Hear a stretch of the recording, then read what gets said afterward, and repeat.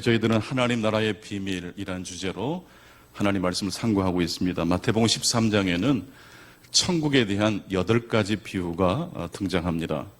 예수님께서 비유를 통해서 천국을 말씀하십니다.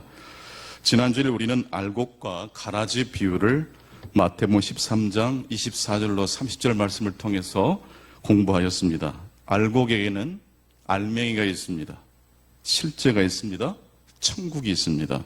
그래서 알곡은 하나님 나라를 가리킵니다. 가라지는 알곡과 비슷해 보이지만 알맹이가 없습니다. 속빈 강정입니다. 실제가 없습니다. 천국이 없습니다. 그래서 가라지는 지옥을 가리킵니다. 알곡이 부러진 밭에 원수 마귀가 와서 가라지를 덧뿌렸다고 했습니다. 자는 동안 가라지가 쑥쑥 올라옵니다. 아주 속상한 순간입니다.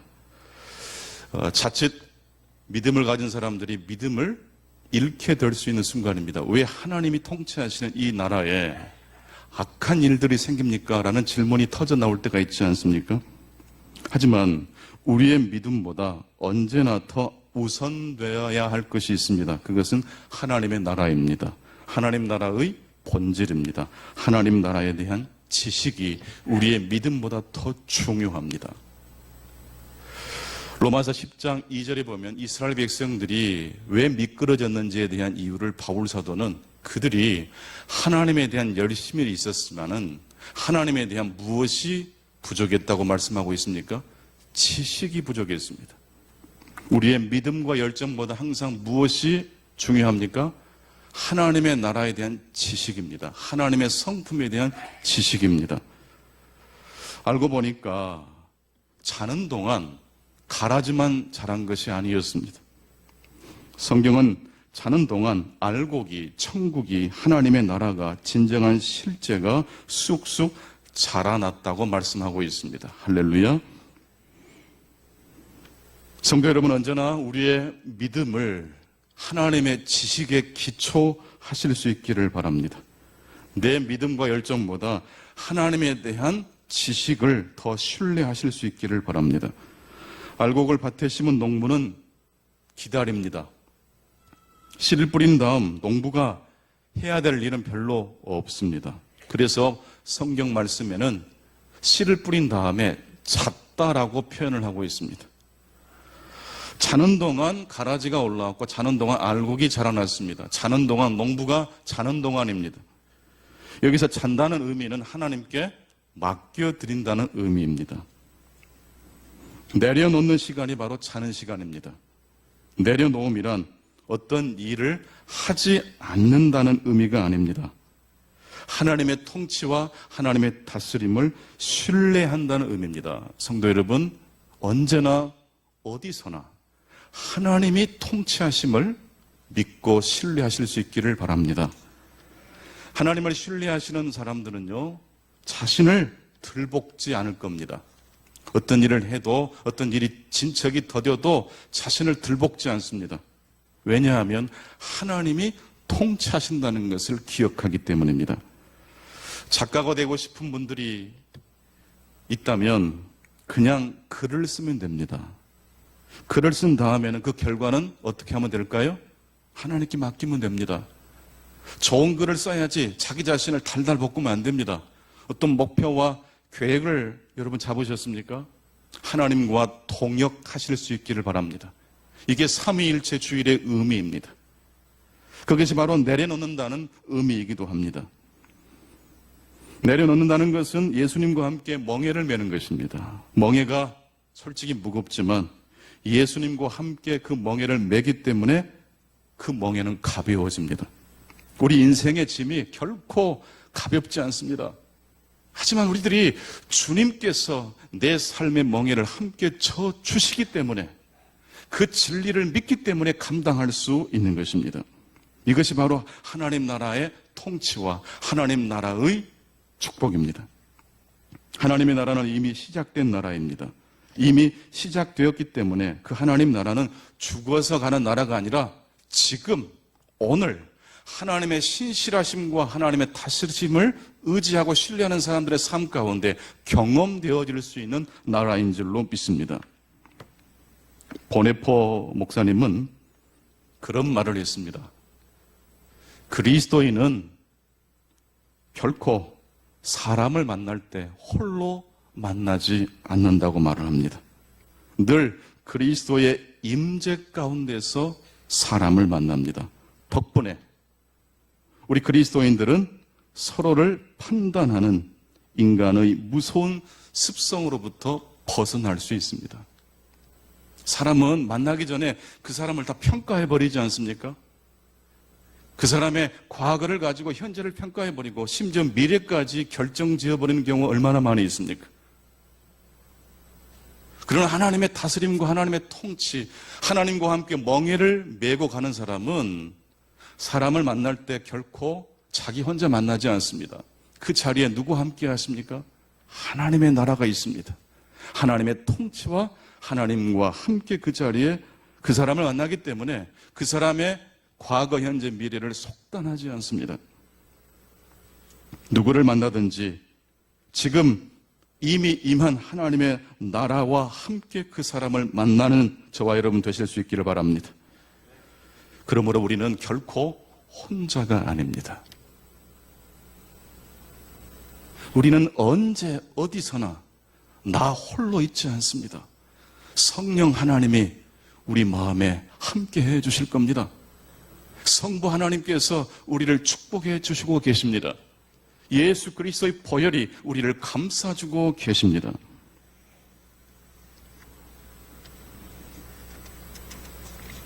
하나님의 통치를 믿는 사람이 바로 그리스도인입니다. 하나님의 통치를 믿는다는 것은 그 하나님의 나라가 지금 우리 삶에 경험된다는 이야기이기도 합니다.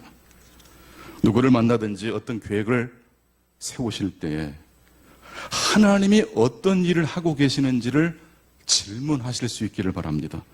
내가 어떤 목표를 잡고 내 관점이 무엇인가, 이것은 두 번째, 세 번째 일입니다. 하나님이 무슨 일을 지금 하고 계시는지를 늘 염두에 두실 수 있기를 바랍니다. 그럴 때 그 자리는 복잡한 일이 있어도 힘든 일이 있어도 그 자리가 바로 천국이 될 줄로 믿습니다.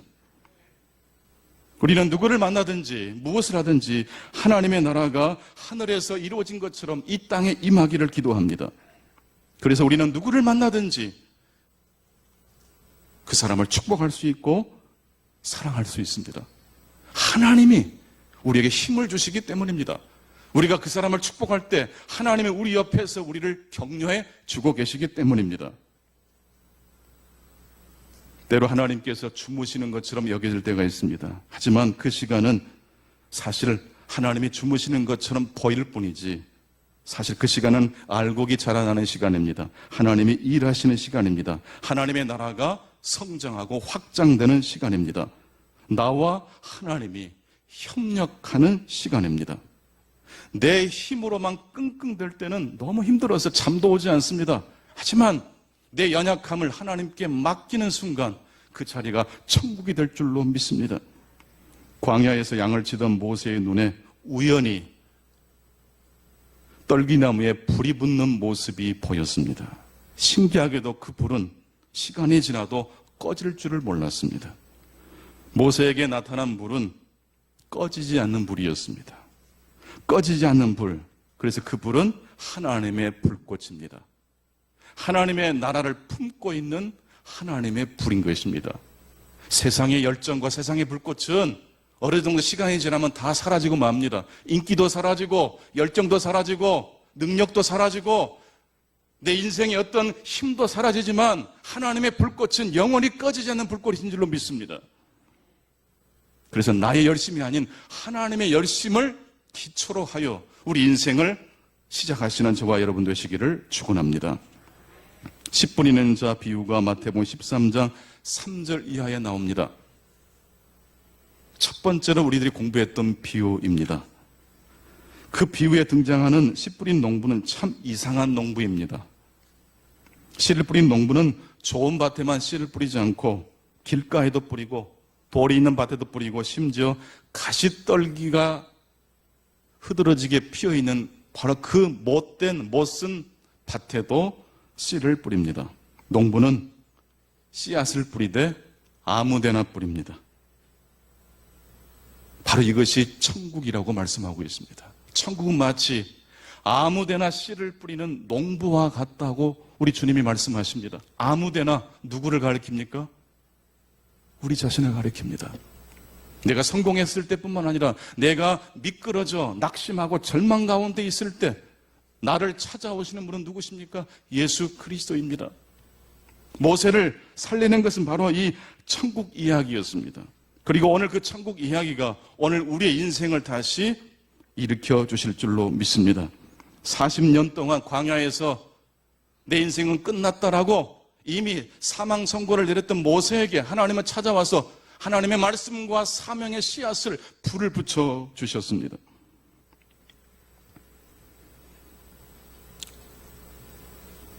건물마다 창문이 반드시 있습니다. 창문이 존재하는 이유는 창문을 감상하기 위해서가 아닙니다. 창문을 통해서 밖에 있는 신선한 공기를 유입하고 실내의 나쁜 공기를 밖으로 배출하기 위해서 창문이 존재합니다. 무엇보다도 창문이 존재하는 목적은 그 창문을 통해서 밖의 경치를 바라보기 위해서입니다. 깨끗하게 잘 닦인 창문을 통해서 우리는 밖을 내다볼 수 있습니다. 그 창문을 통해서 봄, 여름, 가을, 겨울 사계절의 변화를 감상할 수 있습니다. 예수님의 비유는 깨끗한 창문과도 같습니다. 우리는 예수님의 비유를 통해서 천국을 바라봅니다. 그 깨끗한 창문을 통해서 천국의 신선한 공기가 우리 삶에 들어오는 것을 경험합니다. 천국 비유라는 그 깨끗한 창문을 통해서 우리는 천상에서 울려 퍼지는 노래를, 천상의 노래를 들을 수가 있습니다. 과연 어떤 사람이 천국에 있게 될까요? 어떤 사람이 천국에 있지 못하게 될까요? 천국에 있지 못할 사람은 천국에 있기를 싫어할 사람입니다. 천국에 있지 못하는 사람은 하나님을 좋아하지 않기 때문에 천국에 있는 것을 싫어할 사람일 것입니다. 반대로 어떤 사람이 천국에 있게 될까요? 하나님을 좋아하고 하나님의 나라를 사모하는 사람이 될 것입니다.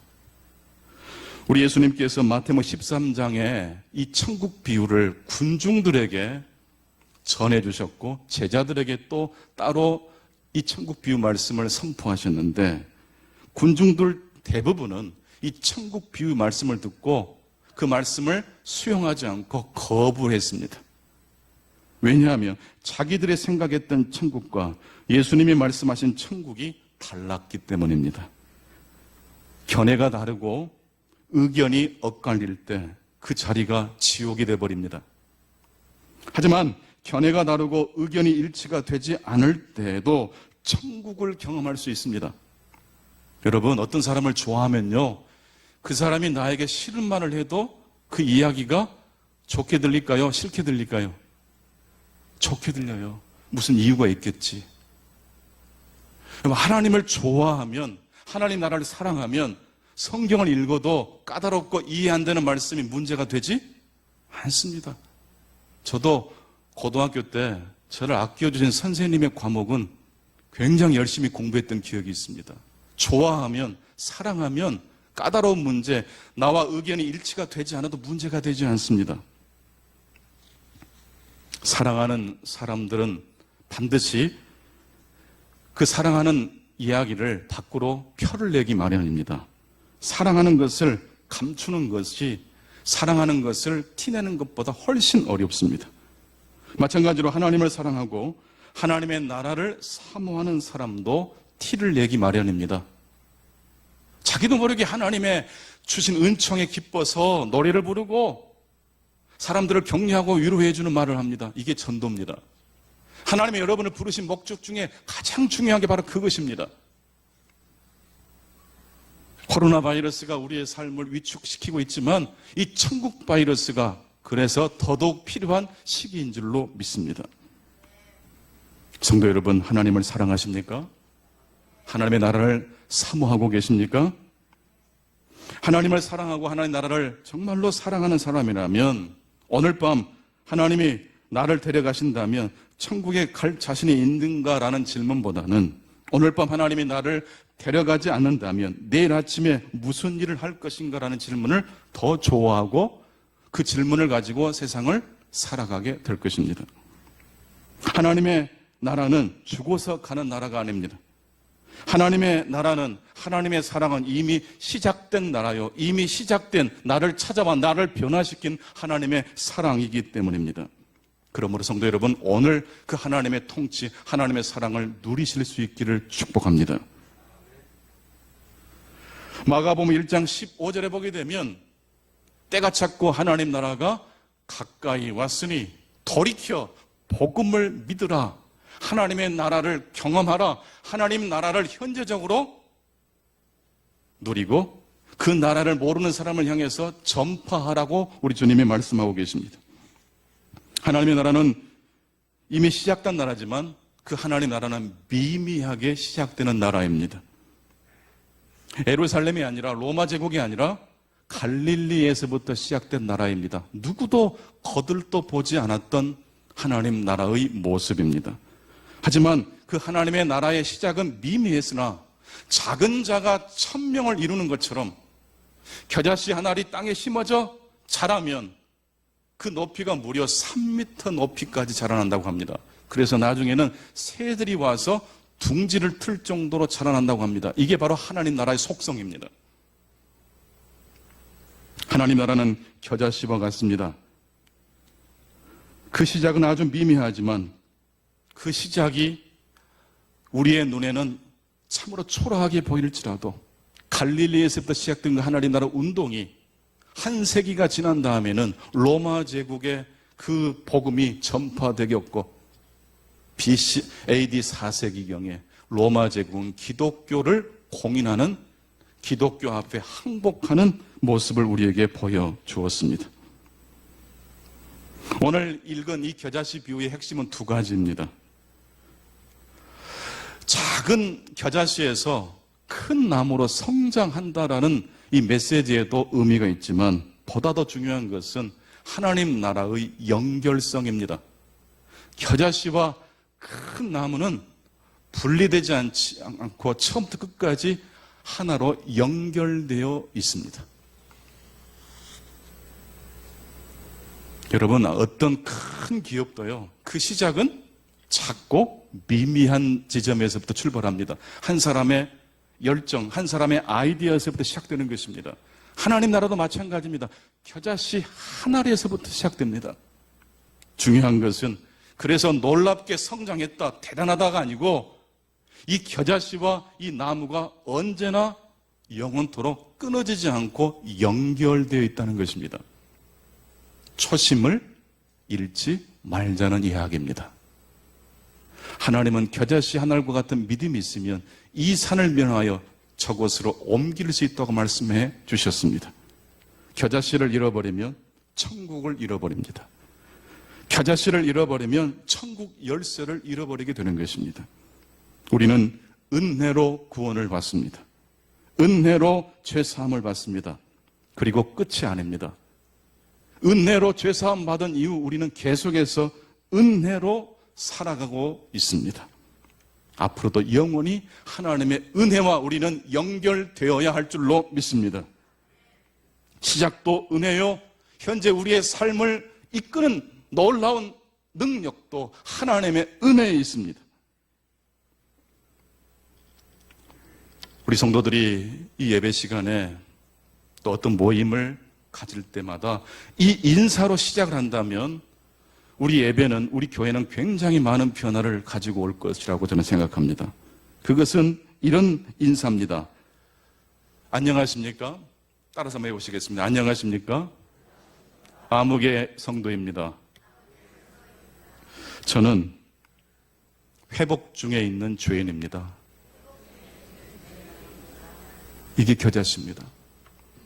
안녕하십니까? 저는 아무개 성도입니다. 저는 회복 중에 있는 죄인입니다.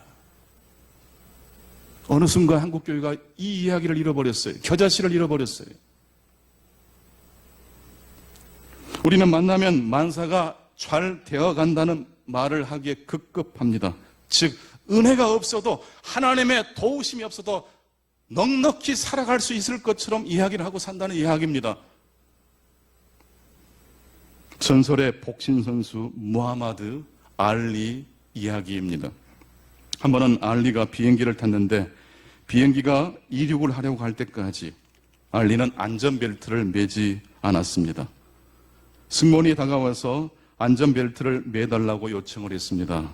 그러자 알리는 이렇게 대답했습니다. 아니요, 저는 안전벨트를 매지 않겠습니다. 그러자 승무원은 누구나 안전벨트를 매야 합니다 라고 말을 했습니다. 알리는 또 이렇게 대답합니다. 나는 안 매도 됩니다. 승무원은 더 간절히 간곡하게 알리에게 말합니다. 아시지 않습니까? 매셔야 합니다. 안전벨트를 매지 않으면 이 비행기가 이륙할 수 없습니다. 알리 역시 승무원을 향하여 더 강한 어조로 이렇게 말을 했습니다. 나는 슈퍼맨입니다. 슈퍼맨은 안전벨트를 맬 필요가 없습니다. 승무원은 마지막으로 알리를 향해서 이렇게 말을 했다고 합니다. 당신이 슈퍼맨이라면 이 비행기를 처음부터 타지 않으셨겠죠. 하늘을 날아다녔을 테니까요. 누가 이겼을까요? 승무원이 이겼습니다. 하나님의 진리가 이겼습니다. 겨자씨가 이긴 것입니다. 그날 알리는 안전벨트를 맸고 비행기는 제대로 이륙을 했습니다. 성도 여러분, 오늘 우리의 삶에 안전벨트를 매고 있는지 확인하실 수 있기 바랍니다. 하나님의 은혜라는, 안녕하십니까? 저는 암흑의 성도입니다. 저는 지금 회복 중에 있는 죄인입니다는 이 은혜라는 안전벨트를 착용하셨는지 점검해 보실 수 있기 바랍니다. 하나님의 은혜라는 안전벨트를 매지 않아도 될 만큼 강한 사람은 이 세상에 단 한 사람도 없기 때문입니다. 우리는 하나님의 은혜와 언제나 연결되어 있어야 합니다. 죄 사함을 받을 때뿐만 아니라 언제나 어디서나 우리는 하나님의 나라에 연결되어 있어야 합니다. 하나님의 은혜를 떠나서는 결코 살 수가 없다는 사실을 믿음으로 고백하실 수 있기를 바랍니다. 마지막 두 번째로, 하나님 나라는 겨자씨에서 출발합니다. 그리고 그 하나님 나라는 처음 모습과는 비교가 되지 않는 큰 나루로 성장합니다. 겨자 풀이 3m 높이까지 자라납니다. 그래서 오늘 본문은 겨자 나무가 되어서 새들이 깃들일 정도로, 새들이 와서 둥지를 틀 정도의 나무가 됐다고 말합니다. 사실은 1년생 풀이 나무가 된다는 것은 좀 과장한 이야기입니다. 과장법을 사용해서 굳이 예수님께서 천국 이야기를 설명하신 이유가 있습니다.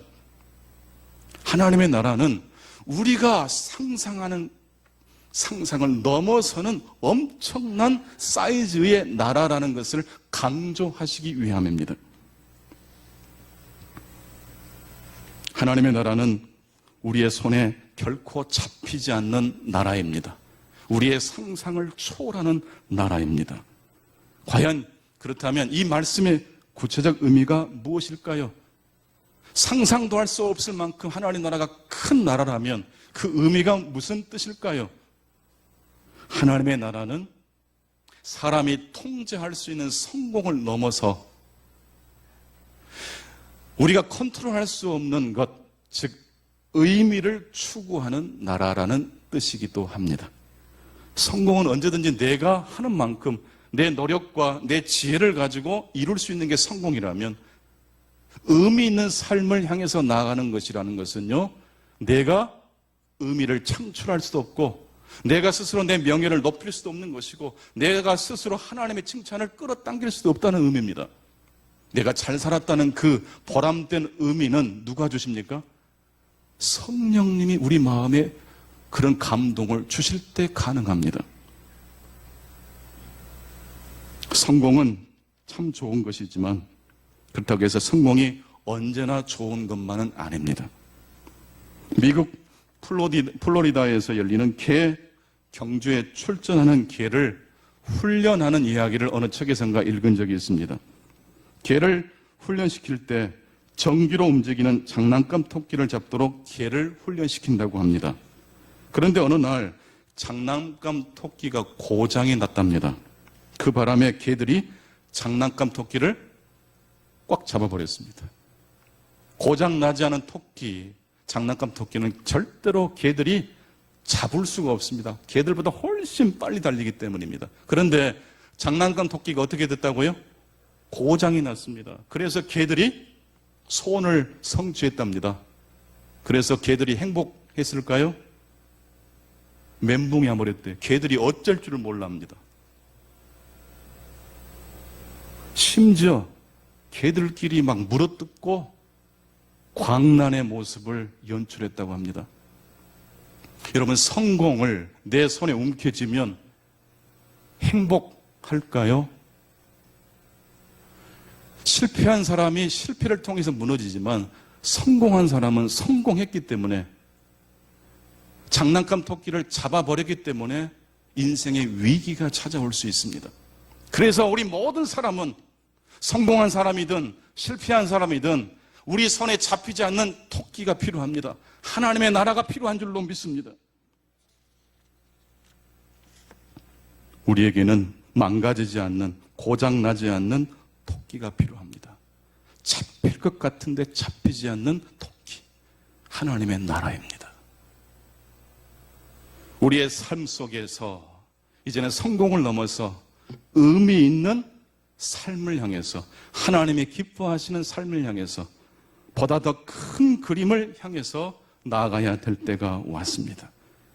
그래서 빌립보 3장 12절을 통해서 바울 사도는 내가 이미 얻었다 함도 아니요 온전히 이루었다 함도 아니라 오직 내가 그리스도 예수께 잡힌 바 된 그것을 잡으려고 어떻게 합니까? 달려가는데 잡힙니까? 안 잡힙니까? 안 잡혀요. 하나님 나라는 이미 우리 삶 가운데 들어왔으나 하나님 나라는 완성되지 않았습니다. 그래서 여러분, 완성되지 않았다라는 이 큰 그림을 생각하면서 어떤 사람을 만나든지 어떤 일을 만나든지 판단을 내려놓기 바랍니다. 아직 더 좋은 미래는 오지 않았음을 기억하실 수 있기 바랍니다.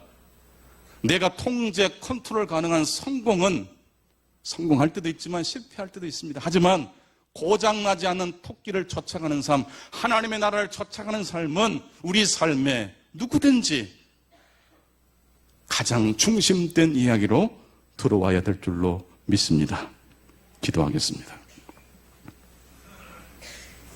사랑의 주님, 언제나 우리와 동행하여 주시고 우리 연약함을 함께 멍에를 메워주셔서 지친 인생길이지만 감당할 수 있도록 도와주시니 감사합니다. 이미 시작된 하나님의 나라를 오늘 우리의 삶 속에서 경험하고 누리는 삶이 되기를 원합니다.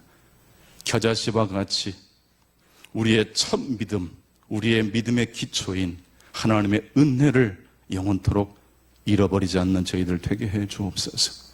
하나님 나라를 향해서 경주했던 바울처럼 잡힐 것 같지만 잡히지 않는 그 하나님의 나라, 고장나지 않는 토끼를 쫓아서 언제나 경주하며 달려가는 우리의 삶이 되게 해 주옵소서. 예수 그리스도 이름으로 기도하옵나이다. 아멘.